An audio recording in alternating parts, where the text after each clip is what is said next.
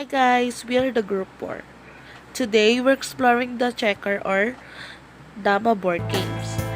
Expect in-depth insight and exclusive footage to deepen your understanding. So let's get started. Dama is not a universally recognized term for a particular board game. However, in certain instances, it could indicate a regional or localized version of the game, known as checkers. Board game rules and names can differ across regions, and Dama may be a regional or informal title for a variant of checkers or a related game. Countries around the world have their own version of the game called checkers, a name which gets its roots from North America. In the Philippines and Armenia, the game is called Dama. According to experts, the game actually originated from ancient Egypt.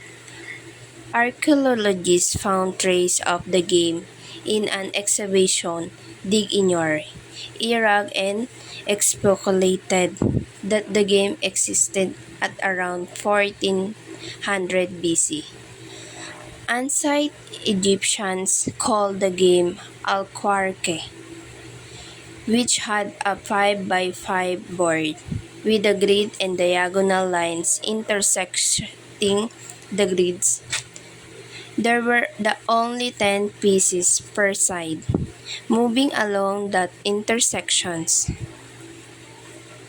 Historians claim the invention of modern checkers evolved from the 12th century's game they called Firsis or Pyrgis, which combined the rules of alqualque with the chess. Around the 16th centuries, the game's name called involves the dames and became popular in France. The game was then exported to England and America, where the British called it drafts. In a related research, historians found books written on the game in Spanish and in England. Rules and mechanics of the game, Dama or checkers game. 12 pieces per player, positioned on the first 3 rows, closest to the player.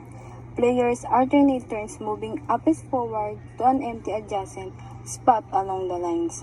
A player may capture an opponent's piece by hopping over it to an empty spot on the opposite side of it along the lines.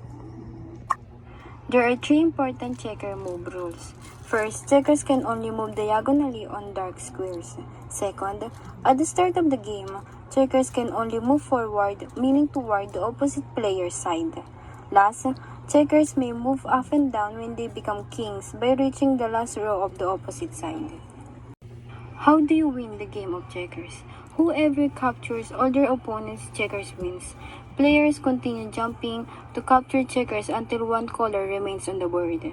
You can also win checkers if you block your opponent's pieces so they can make any more moves.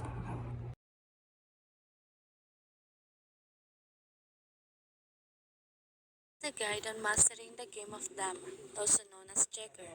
Whether you're a beginner or a seasoned player, these tips and strategies will help elevate your game to the next level. Tip number 1, control the center.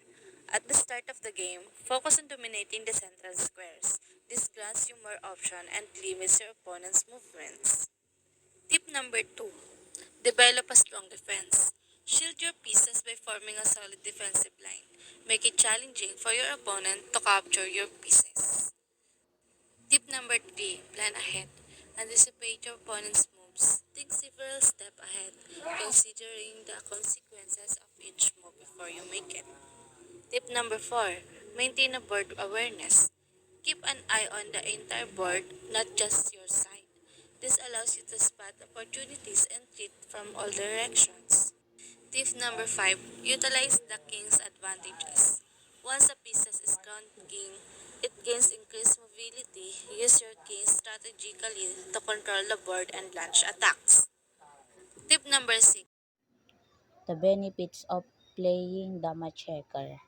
Number 1, it teaches us practical strategic technique. Although checker is a logical game, Players still need to plan their action carefully. Each move has potential effect on both players, making it and the opponent. Number 2. Checker is a game that helps improve